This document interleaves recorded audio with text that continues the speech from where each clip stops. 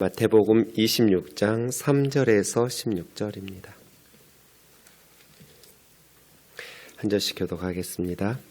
그때 대제사장들과 백성의 장로들이 가야바라 하는 대제사장의 관정에 모여 예수를 흉계로 잡아 죽이려고 의논하되 말하기를 밀란이 날까 하노니 명절에는 하지 말자 하더라. 예수께서 베다니 나병 환자 시몬의 집에 계실 때 한 여자가 매우 귀한 향유 한 옥합을 가지고 나와서 식사하는 예수의 머리에 부으니 제자들이 보고 분개하여 이르되 무슨 의도로 이것을 허비하느냐. 이것을 비싼 값에 팔아 가난한 자들에게 줄 수 있었겠도다 하거늘 예수께서 하시고 그들에게 이르시되 너희가 어찌하여 이 여자를 괴롭게 하느냐. 그가 내게 좋은 일을 하였느니라. 가난한 자들은 항상 너희와 함께 있거니와 나는 항상 함께 있지 아니하니라. 이 여자가 내 몸에 이 향유를 부은 것은 내 장례를 위하여 함이니라. 내가 진실로 너희에게 이르노니 온 천하에 어디서든지 이 복음이 전파되는 곳에서는 이 여자가 행한 일도 말하여 그를 기억하리라 하시니라. 그때 12 중에 하나인 가룟 유다라 하는 자가 대제사장들에게 가서 말하되 내가 예수를 너희에게 넘겨주리니 얼마를 주려는 하니 그들이 은 30을 달아주거늘 그가 그때부터 예수를 넘겨줄 기회를 찾더라. 아멘. 성금요일 금요기도회 때 향유옥합 사건을 묵상하려고 합니다. 찬송가 211장 1절에 보면 값비싼 향유를 주께 드린 막달라 마리아 본받아서 향기로운 산재물 주님께 바치리 사랑의 주 내 주님께 이렇게 되어 있습니다. 이 가사에서 좀 이상한 부분은 없나요? 제가 색깔로 표시해놨는데 저게 맞아요? 막달라 마리아가 향유옥합을 부었어요? 값비싼 향유를? 몇십 년 불렀는데 목사님이 질문하니까 이게 아닐 수도 있을 것 같죠? 어때요, 여러분? 예수님에게 값비싼 향유를 부은 마리아가 막달라 출신, 막달라는 어디냐면 저 북쪽 갈릴리 호수 해변가에 있는 도시예요. 그 막달라 마리아가 맞아요? 아니에요? 그럼 누구예요? 오늘 본문의 향유를 부은 마리아는 마태복음에는 한 여자라고 나오죠. 네. 이 여자 누구예요? 향유옥합 사건은 사복음서에 한 번씩 기록되어 있어요. 네, 내용을 비교해 보면 마태, 마가, 요한복음은 같은 사건이에요. 누가복음 7장에도 나오는데 누가복음은 다른 향유옥합 사건이에요. 그러니까 예수님의 공생의 향유옥합 사건은 2번 있었던 거예요. 두 자매님이 예수님께 나와서 옥합을 깨뜨렸어요. 근데 마태복음, 마가복음, 요한복음은 같은 사건을 기록했고 누가복음은 다른 향유옥합 사건을 기록한 거예요. 마태, 마가, 요한복음 이 향유옥합이 값비싼 향유예요. 이 비싼 나드 향유옥합을 깨뜨린 이 마리아가 어느 마리아인가? 요한복음 12장 보세요. 6월절 엿새 전에 베다니가 어디예요? 남쪽 유대, 예루살렘 동쪽에 있는 기브론 시내 계곡 지나서 올라가면 올리브 마운틴 있죠? 겟세마네 동산 있는 감람산. 그 감람산 동쪽 기슭에 있는 도시가 베다니예요. 막달라는 북쪽 갈릴리 호수 해변가이고요. 베다니는 남쪽 유다의 감람산 동쪽 기슭이에요. 그 베다니에 나사로와 마르다 누님 지금 뭐 하고 있어요? 이 누님 참 한결같아요. 네. 저는 이런 누님 너무 좋아요. 섬기려고 일하고 있는 거죠. 그 동생 마리아예요. 그러니까 이 마리아는 어떤 마리아예요? 막달라 출신 마리아가 아니라 베다니 마리아죠. 베다니 출신 마리아. 그렇죠? 베다니 마리아예요. 베다니 마리아. 극히 비싼 향유, 순전한 나드 한 근. 값비싼 향유옥합을 깨뜨려서 예수님 발에다가 붓고 자기 머리털로, 참 여인들이 많은 대중 앞에서 이런 행동이 쉽지 않죠. 그 문화 속에서. 지금도 쉽지 않아요. 지금도 잔치하고 있는데 어떤 자매님이 와가지고 향수를 붓고 자기 머리털로 막 예수님의 발을 닦는다고 하면 얼마나 이상한 행동이에요. 근데 2000년 전 여인이 굉장히 독특한 행동이죠. 머리털로 예수님의 발을 닦은 마리아는 베다니 마리아예요. 그럼 누가복음이 막달라 마리아일 수도 있잖아요, 목사님. 마태, 마가, 요한은 베다니 마리아가 확실하니까. 그럼 누가복음 7장 보세요. 여기는 바리새인 집에서 식사했어요. 베다니에서는 문둥이 시몬의 집이었어요. 이 바리새인의 이름도 시몬이에요. 이름은 동일한데 베다니도 아니고요. 네, 문둥이도 아니에요. 자기와 함께 잡수시기를 청하는 바리새인 집에서 식사하실 때 누가복음 7장은 마리아라고 나오지 않아요. 그냥 죄 많은 여인이에요. 성경 어디에도 막달라 마리아를 죄 많은 여인이라고 말하는 구절은 없어요. 이 누가복음 7장에 나오는 자매님은 이름이 없어요. 물론 마리아일 수 있죠. 흔한 이름이니까 그 시대에. 그런데 막달라 마리아였다면 막달라 마리아라고 이름을 써줬을 것 같아요. 누가복음에 막달라 마리아가 나오거든요. 누가복음을 읽는 사람들이 막달라 마리아 하면 다 알아요. 부활의 증인으로도 나오고요. 그런데 옥합을 깨뜨린 여인은 이름을 밝히지 않았어요. 물론 누가복음 7장에 이 죄 있는 자매님이 막달라 마리아일 가능성도 있죠. 그런데 제가 볼 때 그럴 가능성은 거의 제로에 가까울 만큼 희박해요. 이름을 밝히지 않았으니 정확히 알 수는 없지만 막달라 마리아가 아닐 가능성이 매우 높다. 맞을 수도 있어요, 물론. 그리고 극히 값준 나드 향유 옥합을 깨뜨린, 값비싼 향유를 깨뜨린 것은 베다니 말이에요. 300데나리온 이상에 팔아, 그렇게 말하잖아요. 우리가 아는 것처럼 1데나리온은 당시 노동자의 하루 품삯이에요. 그러면 안식일은 일을 못하니까 빼고 1년 365일 중에 거의 1년치 임금을 벌어가지고 쓰지 않고 모아야 2000년 전에 유대 사회에서 엄청난 큰 돈이에요. 지금으로 계산해도 작지 않은 돈인데 어떤 노동자가 1년 동안 벌었던 돈을 한 푼도 쓰지 않고 모아야 할 만큼이니까요. 그런데 그 시대에 이 베다니 마리아가 대충 잡아 300데나리온이에요. 300데나리온 이상에 팔아 이랬거든요. 그러니까 엄청난 비싼 향유옥합을 깨뜨린 거죠. 그러면 찬송가 211장 1절을 어떻게 불러야겠어요, 여러분? 저렇게 불러야겠죠? 사모님 반주. 찬송가가 없어요? 네. 1절만 2번 불러볼 거예요.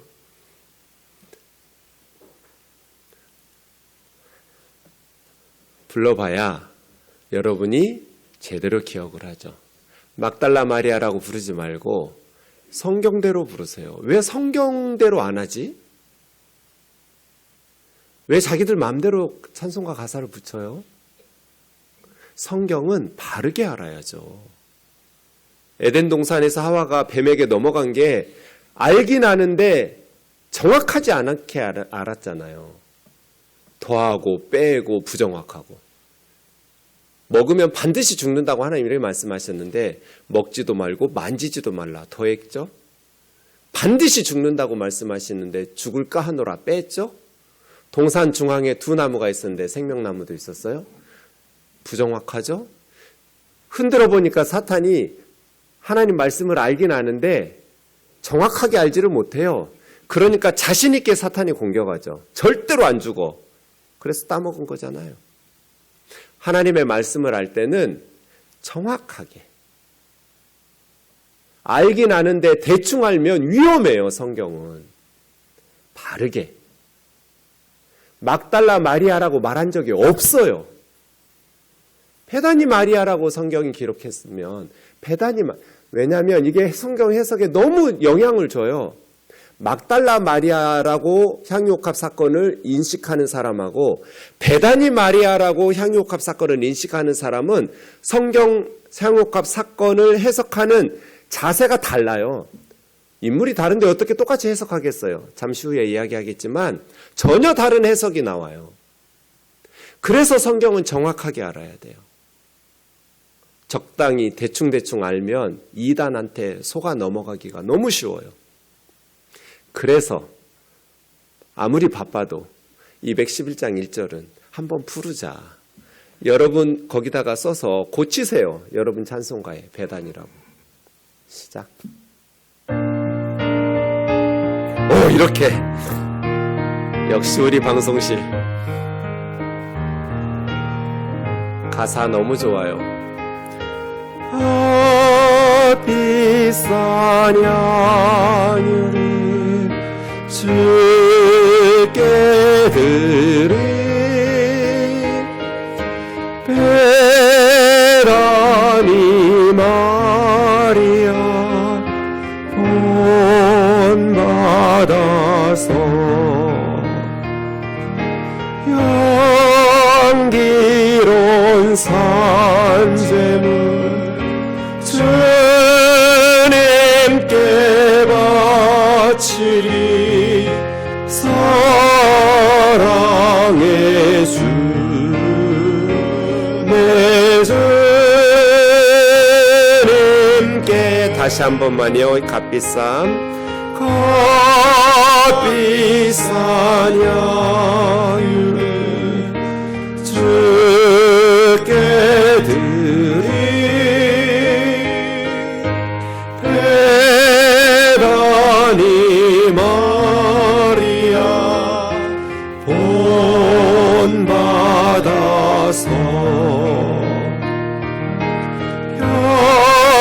향기로운 산재물 주님께 바치리 사랑의 주 내 주님께.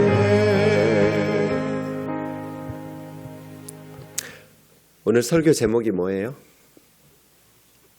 막을 수 없는. 설교자들이 설교 제목을 뭐로 뽑는지를 보면 그 성경 본문에 대한 해석이 들어가 있어요.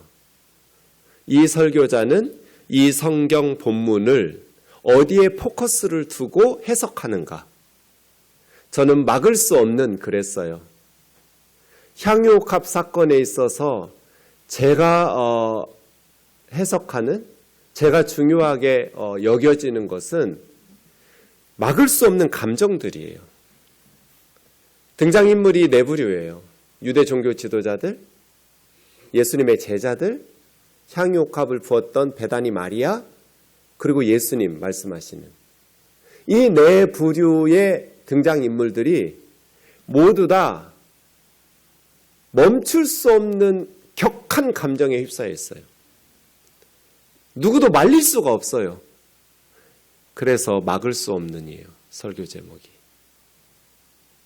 지금 모두 누구도 말릴 수 없을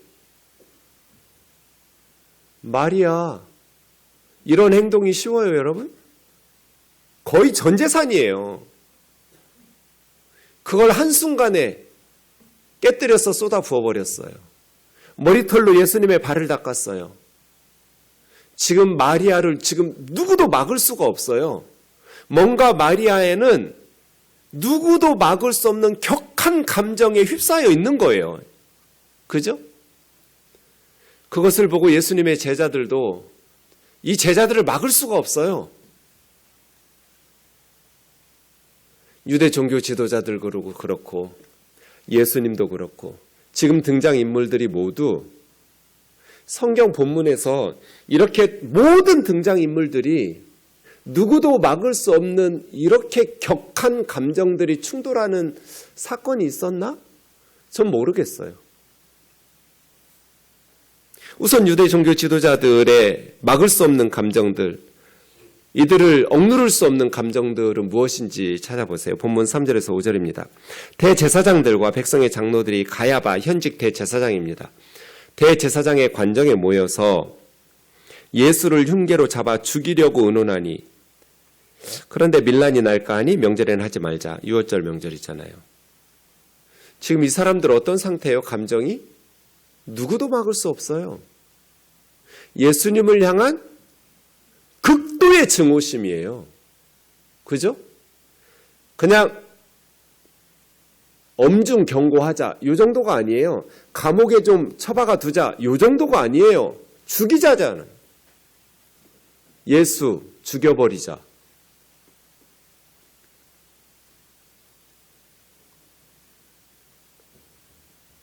막을 수 없는 감정이에요.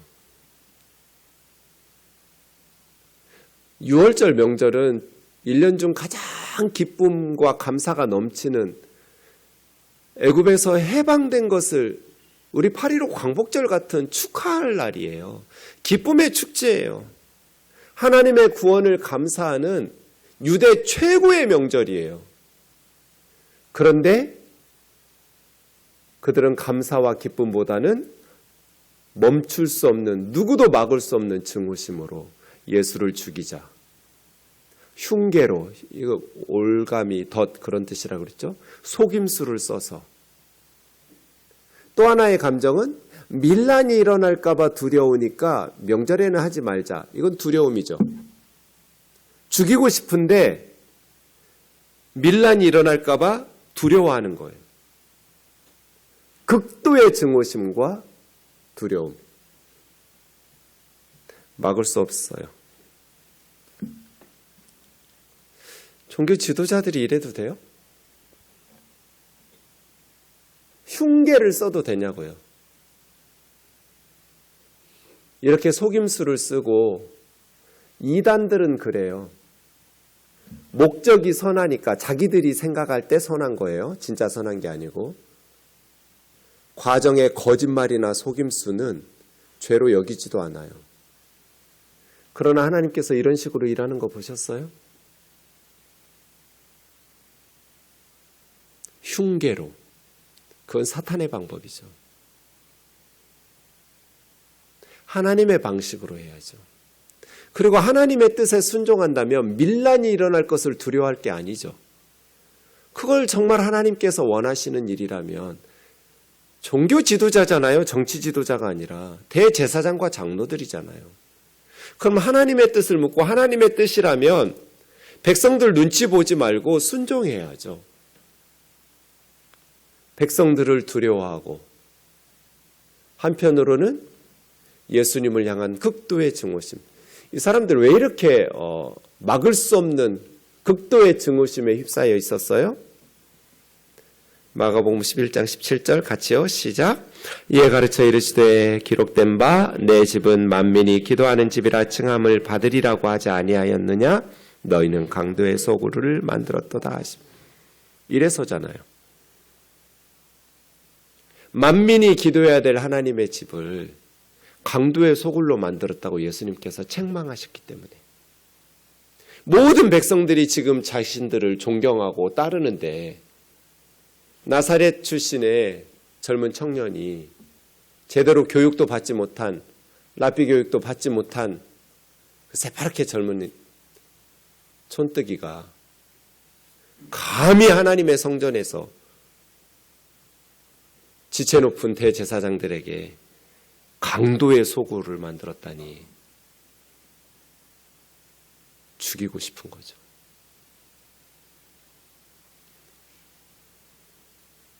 정상적이라면 흉계로 죽일 거 아니라 닭 목을 비튼다고 새벽에 안 오나요? 예수님만 죽여버리면 하나님의 심판이 없어요? 강도짓을 멈춰야죠. 예수님의 말씀을 듣고 우리가 강도짓을 안 했으면 예수님에게 따져 묻고 언제 우리가 강도짓 했느냐. 강도짓을 했으면 회개하고 멈춰야죠. 자신들이 돌이켜야죠. 예수를 죽이자 흉계로.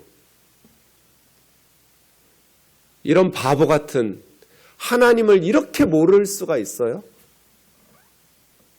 어리석은 사람들이죠. 본문에 등장하는 첫 번째 부류인 유대 종교 지도자들은 십자가를 집행하면서 극도의 증오심을 가지고 그러나 밀란이 일어날까 봐 조마조마하면서 십자가 사건을 진행하고 있었어요. 두 번째, 예수님의 제자들입니다. 6절에서 9절 보시면 베다니 나병 환자 시몬의 집에 계실 때 한 여자, 이 7절의 한 여자는 요한복음에서 정확하게 말씀하신 것처럼 베다니 마리아입니다. 베다니 나병 환자 시몬의 집에, 누가복음은 바리새인의 집이었죠. 한 여자가 매우 귀한 한 옥합을 가지고 나와 식사하는 예수 머리에 부으니 머리에 부어서 흘러내리고 다리에 있는 것을 머리카락으로 닦은 거예요.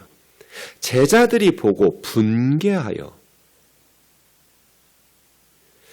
지금 다른 사람에게 부은 게 아니잖아요. 예수님한테 부은 거잖아요.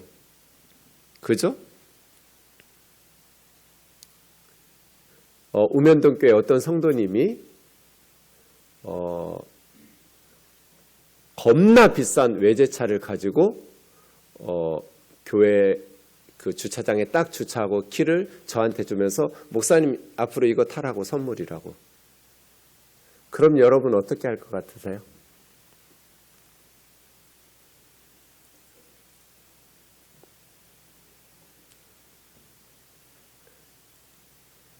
어이구, 우리 목사님을 몰라도 너무 모르네 하면서 제자들처럼 하는 분들이 있을 것 같아요. 그래도 뭐 다른 교회 목사님도 아니고 교회 공금을 쓴 것도 아니고 자기 돈으로 자기가 사서 우리 목사님한테 선물한다는데 마음은 좀 아이고 저 목사님 좋아하지 않을 건데 이런 생각이 들고 차라리 그걸로 선교하지, 구제하지, 이런 생각은 들어도 그래도 우리 목사님에게 준 거니까 좀 참을 것 같지 않으세요? 안 참나? 여러분도 막 분개할 것 같으세요? 그 사람한테? 제자들 좀 막을 수 없어요, 지금. 그죠? 마리아가 공금 쓴 거 아니에요. 자기 돈으로 자기 거 깨뜨린 거예요, 향유옥합을. 무슨 교회 공금 썼어요? 그리고 무슨 제사장이나 다른 사람한테 부은 거 아니에요. 예수님한테 부은 거예요. 그럼 예수님의 제자들은 마음이 좀 예수님 이런 거 안 좋아하시는데 차라리 저걸로 가난한 사람을 도우시는 걸, 예수님 늘 이렇게 가르치셨을 거잖아요. 그런 생각이 들더라도 이렇게 화를 낼 필요까지는 없지 않을까요? 분개할 필요가 있어요? 제자들도 지금 뭔가 막을 수 없는 감정에 휩싸여 있어요. 그죠? 예수님한테 자기 거 가지고 부었다고 이렇게 화를 내나? 제자들의 억누를 수 없는 감정, 막을 수 없는 감정은 분노예요, 분노. 왜 그랬을까요? 예수님의 제자들은 향유옥합 사건에서 왜 이렇게 베다니 마리아에게 자기 뜻걸로 한 것도 아닌데 이렇게 분노하면서 화를 냈을까요?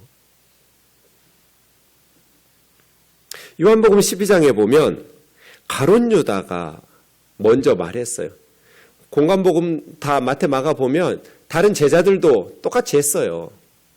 유다 혼자 한 게 아니에요. 그러나 정확한 워딩으로 300데나리온에 팔아서 가난한 자들에게 주지 않느냐고 책망했던 말을 한 사람 가룟 유다예요.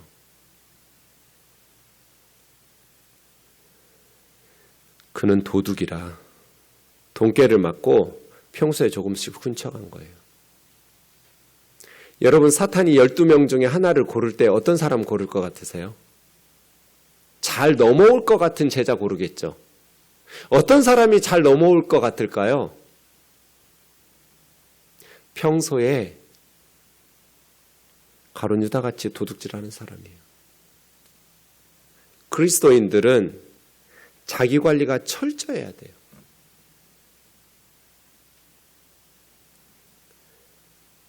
가룟 유다, 다른 사람한테는 이렇게 옳은 말을 하고 이렇게 정확한 판단을 가지고 있으면서도 자기 자신의 도둑질에 대해서는 관대했던 거잖아요. 남에 대해서는 엄격하고 자신에 대해서는 관대하고. 대부분 사람이 그렇죠. 저도 여러분들도. 남의 작은 허물에 대해서는 눈에 티끌까지 뽑으려고 하지만 내 눈에 있는 들보는 알아차지도 못하고. 그게 어리석은 우리들이에요. 오늘 마지막 14절에서 16절을 보면 향유옥합 사건에 바로 이어지는 내용이 가룟 유다가 대제사장들에게 가서 내가 예수 넘겨줄 테니까 얼마 줄 거야? 이게 연달아 나오고 있어요. 그래서 앞뒤로 이게 샌드위치예요. 앞에는 대제사장들과 장로들이 흉계로 예수를 잡아 죽이자, 예수 죽이자. 가운데 향유옥합, 그리고 뒤에는 가룟 유다와 이제 대제사장과 장로들에게 합세해서 예수를 죽이자. 양쪽에 예수 죽이자. 가운데 조개 껍데기 속에 진주처럼 향유옥합 사건이 들어있는 거예요. 이건 뭐예요? 양쪽하고 가운데 있는 마리아를 비교하라는 거예요. 두 부류의 사람들을. 은 30세겔은 120데나리온쯤 돼요. 마리아는 300데나리온 이상의 향유옥합을 깨뜨렸는데 가룟 유다는 120데나리온 받겠다고 3분의 1 정도 되는 돈 받고 예수님 팔아 넘긴 거잖아요.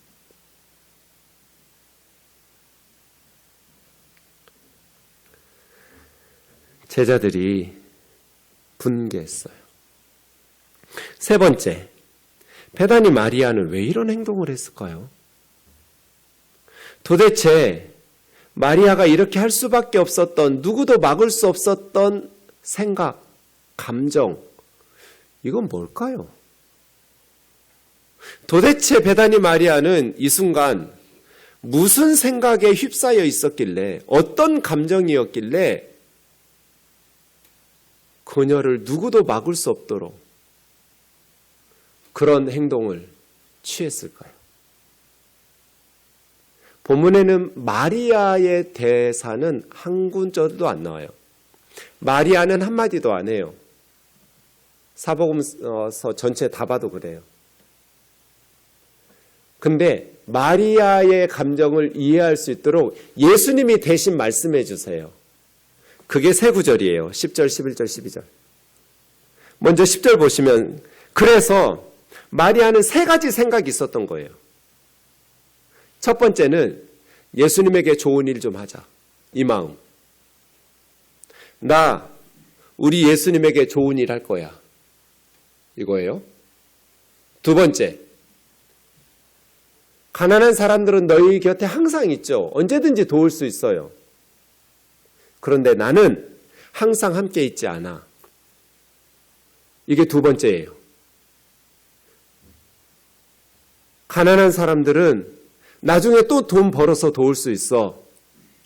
그런데 우리 예수님은 지금 이 타이밍이 아니면 못해. 마리아는 이걸 알았어요. 예수님이 항상 함께 있지 않는다는 건 뭐예요? 십자가를 지니까. 이제 일주일도 안 남았어요. 6월절 엿새 전에 이 사건이 있었어요. 예수님의 공생애가 십자가가 일주일도 안 남았어요. 가난한 사람은 항상 있지만 예수님은 지금은 아니면 할 수 없어요. 이게 두 번째 생각이에요, 마리아의. 마지막 세 번째. 마리아는 무슨 생각 때문에 옥합을 깨뜨렸어요? 예수님의 장례식. 십자가를 알았어요. 예수님의 장례식을 위해서 향유를 부었다. 그럼 억누를 수 없는 마리아의 감정은 뭘까요? 예수님의 십자가를 마리아가 알았어요. 슬픔과 감사죠. 마리아 눈에만 보였어요. 십자가를 향해 가는 예수님이. 제자들은 마지막 십자가 전날 저녁 최후의 만찬 석상에서도 열둘이 서로 싸웠어요. 누가 크냐? 이제 메시아 왕국이 곧 건설될 것 같은데 메시아 왕국이 건설되면 호산나 다윗의 이름으로 오시는 이여. 이게 뭐예요? 예수님 왕대란 뜻이잖아요. 예수님이 메시아 왕국의 왕이 되시면 열둘 중에 누가 권력의 실세가 될 거냐? 다들 지금 이 생각하면서 최후의 만찬할 때도 자리 싸움하고 있었어요. 상석에 앉으려고. 이 순간 밀리면 안 되거든요. 제자들이 이러고 있을 때, 그러니까 십자가 전에 예수님의 십자가 사건을 유일하게 정확하게 알고 있었던 사람이 베다니 마리아 한 사람밖에 없어요. 베다니 마리아는 어떻게 알았을까요? 누가복음 10장 38절 39절. 예수님 발치에 앉아서 예수님 말씀 들었잖아요. 가끔 교회에서 보면 목사님 나는 마리아가 좋아요. 말씀 들을래요. 제가 뭐라고 대답할까요? 자매님 대도 않는 소리 하지도 마세요. 저한테는 안 통해요. 주방으로 들어가세요.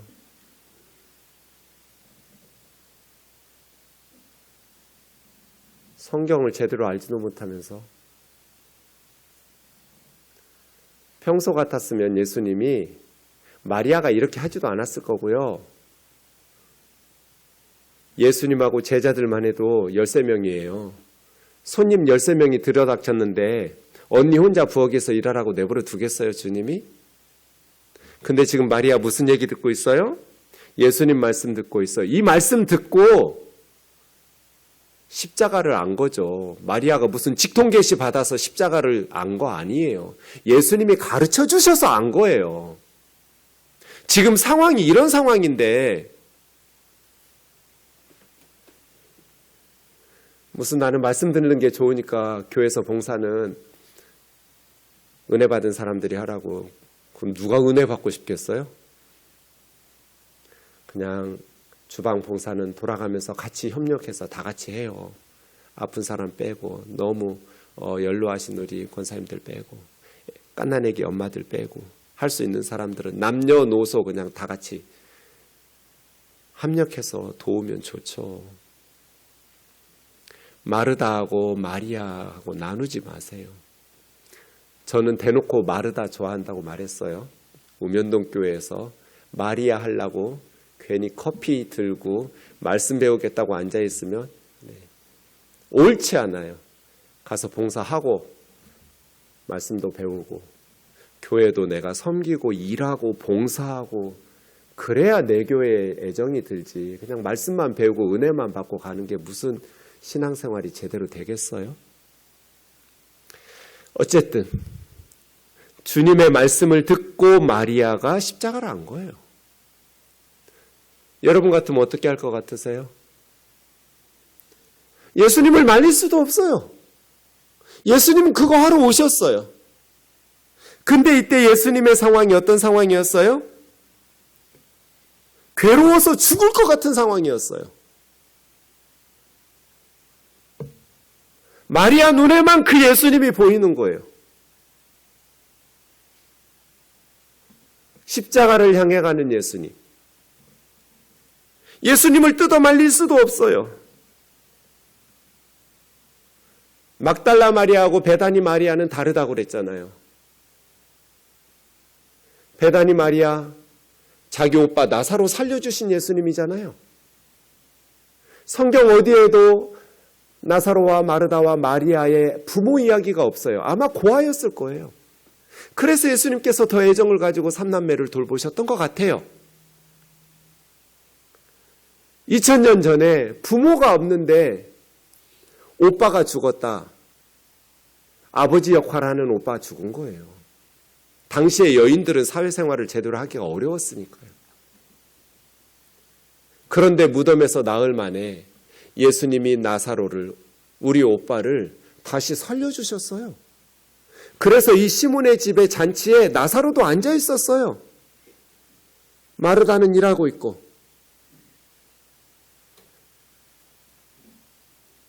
예수님에게 뭐가 아까워요? 그런데 그 예수님이 지금 십자가를 지러 가는 거예요. 6월절 다가오고 있는데 하루하루 가는 게 마리아에게는 너무나 시간이 너무 빨리 가는 고통스러운 일이었을 거예요. 시간아 천천히 가라. 시간아 천천히 가라. 우리 예수님 죽는다. 6월절에 주님 죽는다. 6월절 어린 양으로 오신 주님 십자가에서 지금 우리는 십자가를 액세서리로 귀에도 달고 목걸이로도 하지만 2000년 전의 십자가는 제가 키케로 얘기했잖아요. 입에 올리지도 말라고. 귀에 들리게도 하지 말라고. 너무나 잔인한 형벌이에요.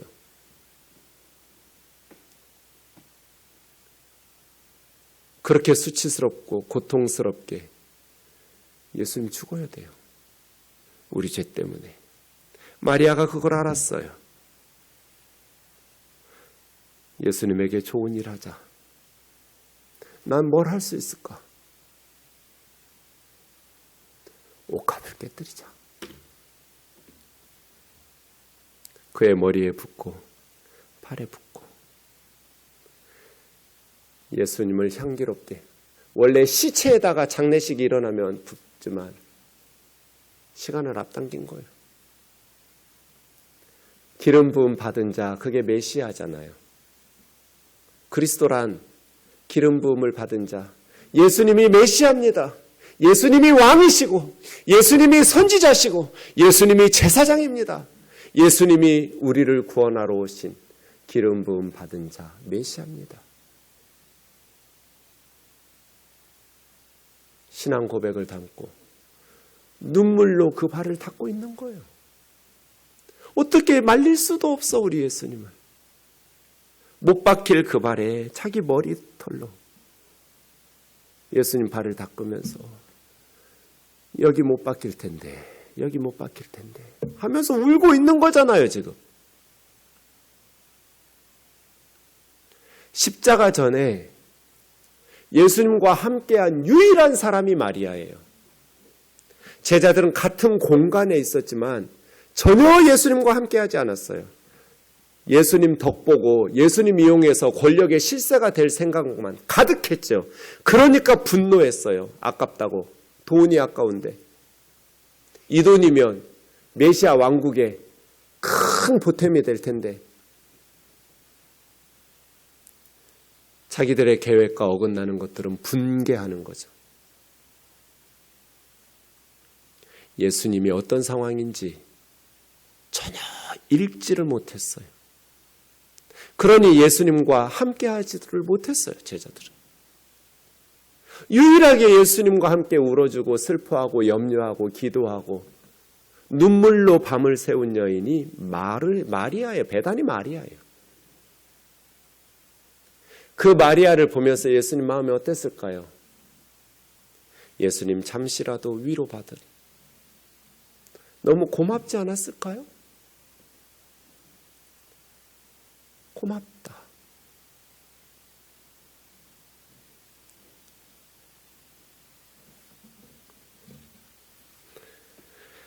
그래서 13절에 온 천하 어디서든지 이 복음이 전파되는 곳에서는 이 여자가 행한 일도 말하여 그를 기억하라고. 그래서 고난주간이 되면 제가 꼭 향유옥합 사건을 새벽이든 수요일이든 금요일이든 주일이든 한 번은 설교해요. 주님이 이렇게 말씀하셔가지고 이 여자 기억해야 되거든요. 뭘 기억하라는 거예요? 옥합계에서 헌금 많이 해라. 이런 타락한 설교자들의 설교에 귀 기울이지 마세요. 헌금하라는 게 아니라 고통 가운데 슬퍼하셨던 주님을 위로하는 자가 되라는 거잖아요. 아니 목사님, 우리가 주님을 위로도 해요? 주님은 위로가 필요 없어요? 주님은 맨날 우리를 위로해 주시기만 해야 돼요? 주님은 위로 좀 받으시면 안 돼요? 주님은 아픔이 없어요? 주님은 외로움이 없어요? 주님은 슬픔이 없어요? 그냥 무정하신 분이에요? 무감각하신 분이에요? 아니요.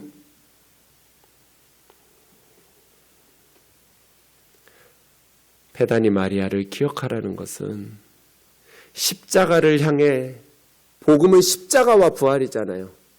십자가를 향해 가는 예수님을 유일하게 위로했던 이 여인도 함께 기억하라는 거잖아요. 그래서 너희도 십자가의 주님을 위로하고 십자가의 주님과 함께 하라는 거잖아요.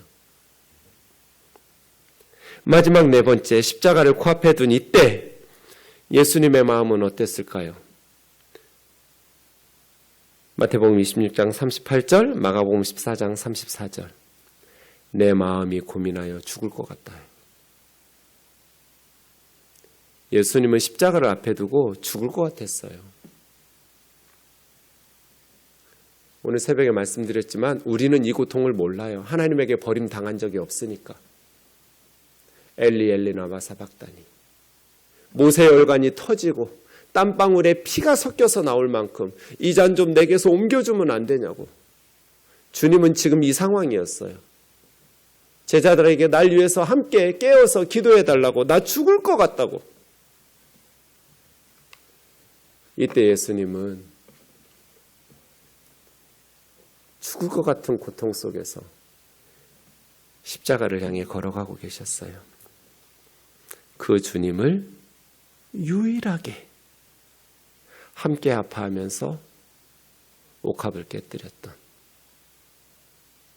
이 베다니의 마리아. 우리는 예수님에게 이런 제자가 될 수는 없을까? 우리는 예수님에게 이런 친구는 될 수 없을까? 모두 다 예수님한테 달라고만 할 때, 예수님 통해서 뭔가를 얻는데 관심이 많은 그러한 예배당 안에서 우리는 예수님의 마음을 위로하고 기쁨을 드리고 그런 마음으로 인생을 살아갈 수는 없을까? 성금요일, 내 마음을 지배하는 억누를 수 없는 감정은 무엇인가? 누구도 막을 수 없는 내 감정은 고난주간을 지내면서 어떠한 감정인가?